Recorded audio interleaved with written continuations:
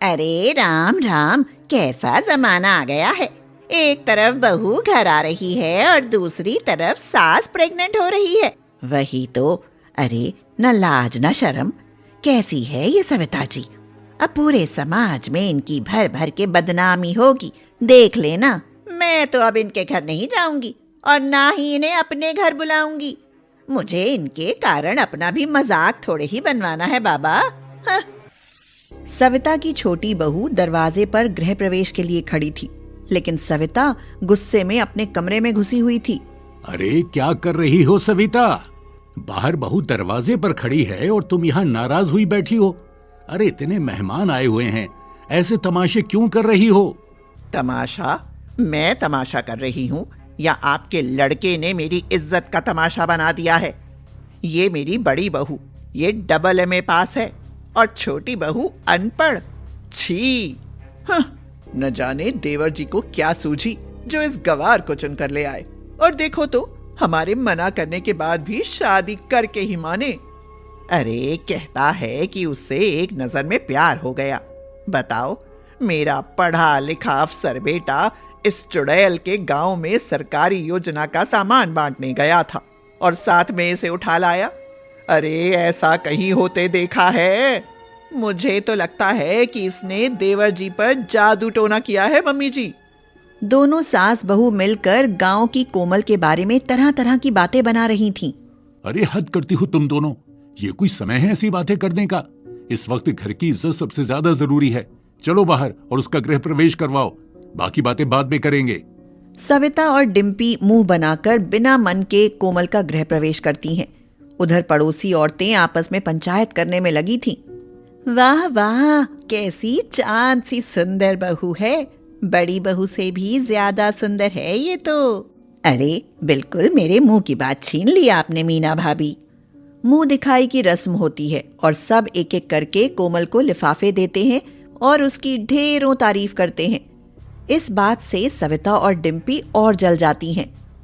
देखा था आपने मम्मी जी, कैसे मोहल्ले की औरतें उस गवार की तारीफ कर रही थी। अरे उसने तो मुंह पर कैसे क्रीम पोत रखी थी और चटक लिपस्टिक भी लगाई थी, और मीना आंटी को वो मुझसे भी सुंदर लग रही थी। अरे छोड़ो बहू, ये सब औरतें ऐसा जानबूझ के कर रही थी, बस मजे लेने के लिए। तुम उन पर ध्यान मत दो। अरे वो गवार भला तुम्हारी बराबरी करेगी?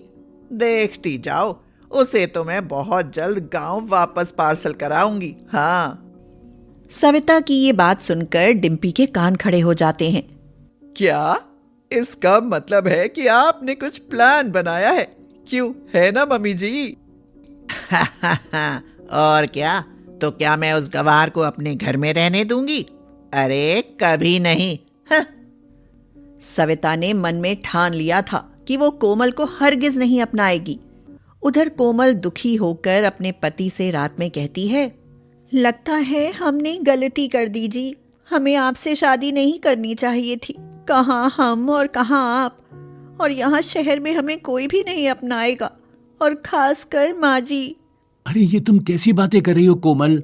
हम दोनों एक दूसरे को पसंद करते थे और इसलिए हमने शादी की। अब तुम अपने मन में ये सब मत लाओ, धीरे धीरे सब बिल्कुल ठीक हो जाएगा। कोमल के मन में बहुत चिंताएं थीं और अगले दिन उसकी चिंताएं सच भी साबित होने लगी।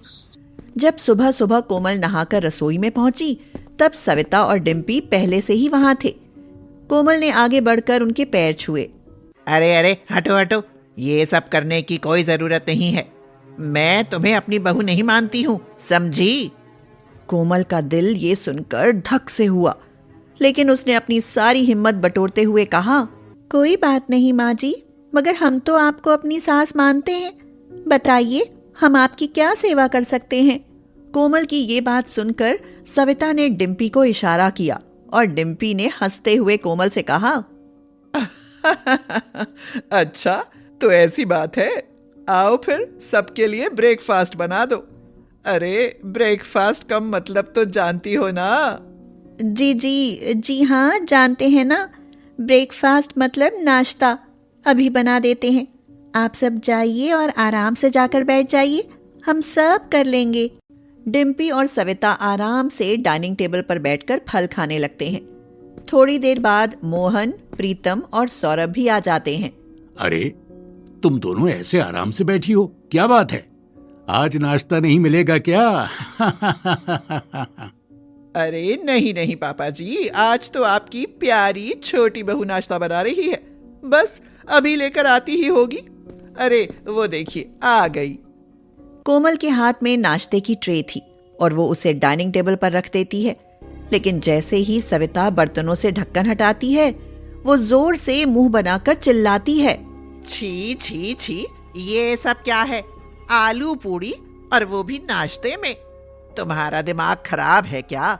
सुबह सुबह ऐसे तेल में डूबी पूड़ियां खिलाओगी सबको? बाप रे मम्मी, मैं तो अपने लिए ब्रेड बटर टोस्ट बनाने जा रही हूँ। इसकी तो चाय भी अजीब सी दिख रही है, इसी की तरह। हाँ। डिम्पी और सविता की बात सुनकर कोमल का मुंह ही उतर जाता है। अरे भाई, तुम दोनों को नहीं खाना है तो मत खाओ, लेकिन इतना ड्रामा तो मत करो। अब बहू, तू खाना परोस दे, मैं तो खाऊंगा। मैं भी खाऊंगा कोमल, मुझे तो तुम्हारे हाथ का ये देसी खाना बहुत पसंद है। मैं भी खा लूंगा। डिम्पी और सविता को छोड़कर सब ने नाश्ता कर लिया, लेकिन ये तो बस शुरुआत थी। 4 दिन बाद दिवाली का त्योहार था और सविता ने सारे घर की साफ सफाई कोमल से कराई, जैसे कि वो कोई नौकरानी हो। मैं और डिम्पी बहू बाजार जा रहे हैं, हमारे आने से पहले रात का खाना बना लेना। जी ठीक है माँ जी। डिम्पी और सविता के जाने के बाद सौरभ गुस्से में कोमल से कहता है, तुम इतना क्यों झुक रही हो कोमल? मैं इसलिए तो तुम्हें शादी करके नहीं लाया था ना कि तुम नौकरानी बनकर रहो। आप कैसी बातें करते हैं?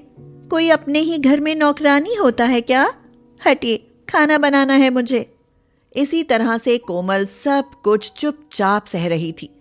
रात में जब सविता वापस आती है तो वो डिम्पी के लिए एक सोने का सेट और नई साड़ी लाई थी और कोमल के लिए एक पुरानी साड़ी। ये क्या सविता, तुम अपनी दोनों बहुओं के लिए बराबर तोहफे क्यों नहीं लाई? आखिर दिवाली है। क्या क्या कहा आपने? अरे जब ये दोनों बराबर हैं ही नहीं तो मैं इन्हें बराबर कैसे मान लूं? मेरी बड़ी बहू पढ़ी लिखी और मॉडर्न है, और ये कोमल अनपढ़ गवार। हाँ। सविता का ये भेदभाव दिन पर दिन बढ़ता जा रहा था ताकि कोमल गांव वापस चली जाए, लेकिन कोमल वो तो उफ तक नहीं कर रही थी। फिर कुछ ऐसा हुआ जिससे कोमल के ससुराल में कयामत ही आ गई। क्या तुम्हें पूरा यकीन है सविता? हाँ जी, भला भला ये भी कोई बात है जो मैं मजाक में कहूंगी? तो फिर अब क्या होगा? हम बच्चों के इस बारे में कैसे बताएंगे? मैं सबसे पहले डिम्पी को बताऊंगी। वो पढ़ी लिखी और मॉडर्न है और बहुत समझदार भी, वो मेरी बात जरूर समझेगी। सविता अपनी खुफिया बात करने के लिए डिम्पी को कमरे में बुलाती है। क्या हुआ मम्मी जी, आपने मुझे ऐसे क्यों बुलाया? सब ठीक तो है ना? बेटा डिम्पी, मुझे तुमसे एक बहुत ज़रूरी बात करनी है। मुझे पूरा भरोसा है कि तुम समझोगी, आखिर तुम पढ़ी लिखी मॉडर्न जो हो। अब बता भी दीजिए मम्मी जी, आखिर बात क्या है? वो मैं प्रेग्नेंट हूँ बेटा। सविता की बात सुनते ही डिम्पी के होश उड़ जाते हैं। वो लगभग चिल्लाते हुए कहती है, क्या? अरे ये आप क्या बोल रही हैं? आप होश में तो हैं? ये उम्र है आपकी ऐसी खबर सुनाने की? हे भगवान, मोहल्ले और रिश्तेदारी में हमारी कितनी बेइज्जती हो जाएगी। डिम्पी चिल्ला चिल्ला कर सारे घर को इकट्ठा कर लेती है। अरे क्या हुआ भाभी, आप इतना क्यों चिल्ला रही हैं? पूछिए अपनी मम्मी से, ये इस उम्र में प्रेग्नेंट है। मैं तो जा रही हूँ, मुझे तो बहुत शर्म आ रही है। डिम्पी गुस्से में अपने कमरे में चली जाती है और दरवाजा बंद कर लेती है। ये सब मैं क्या सुन रहा हूँ मम्मी? क्या ये सच है? हाँ बेटा। मम्मी, इस उम्र में आपने हमारे बारे में सोचा भी नहीं। अब सब हम पर हंसेंगे। ये किस तरीके से बात कर रहे हो तुम और डिम्पी अपनी माँ से? तमीज मत भूलो वरना अच्छा नहीं होगा। घर में एक ही झटके में अच्छा खासा तमाशा हो गया था, लेकिन ये तो बस शुरुआत थी। थोड़ी ही देर में दरवाजे की घंटी बजती है।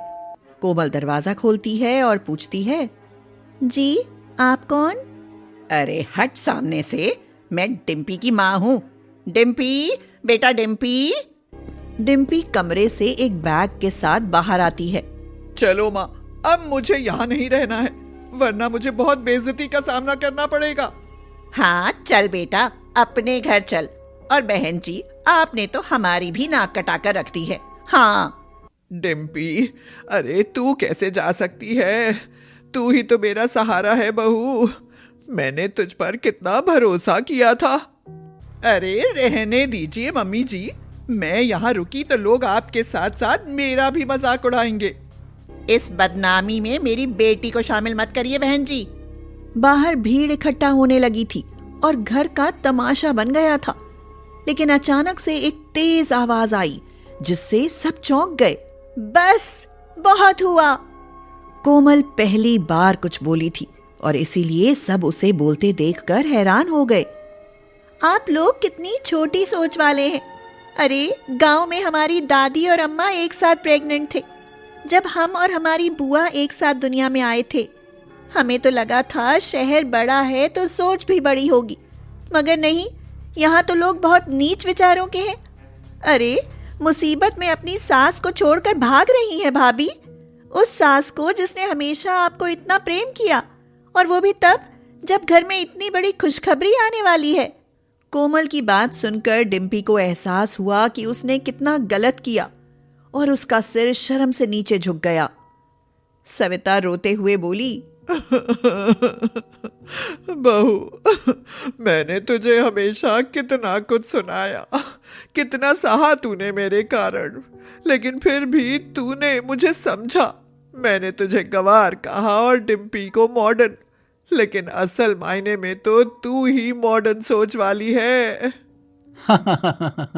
अब समझ आया माँ कि मुझे क्यों कोमल से प्यार हुआ।